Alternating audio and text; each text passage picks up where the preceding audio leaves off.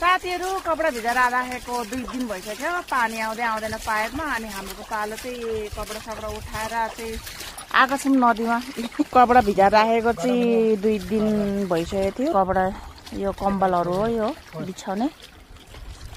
अलिक पानी कम्ती भएको जग्गामा बसेको नि त हामीलाई चाहिँ अलिक सजिलो। सुरु भएको हाम्रो छपाछप ठुला सरपमा हिजो कि अस्ति दिन हो, अस्तिको दिनै कपडा भिजाएर राखेको थियो। कपडा म किन आँटेर लिएर आएको फटाफट यहाँनिर। कपडा धुलाउने तरिका वासिङ मेसिन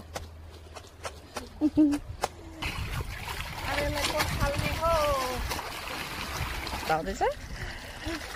मजाले धुला नि, एकदम सफा होस्। कसले धुलाउँछ भन्छ अनि पानी नधुलाई कहाँ धुलाउने त? मस्काकै छैन त कहाँ धुलाउनु। तर साथीहरू जाडोको महिना छ त, छनुको लागि त, तर नौ लाग्दैछ हौ।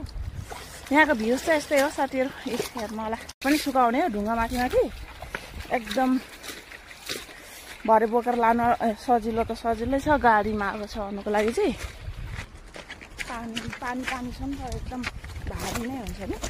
र साथीहरू ढुङ्गा पनि तातिन्छ अनि सफा पनि छ यहाँ त। हामीले चाहिँ यो ढुङ्गामा चाहिँ अहिले कपडा सुकाइदिएको छ साथीहरू। अनि साह्रै भारी भयो अरे बुढोलाई, पानीले गर्दा पनि त भारी हुन्छ यो सब। तागत लगाएर तानेर ल्याउँदैछ एउटा, फाड्छ है।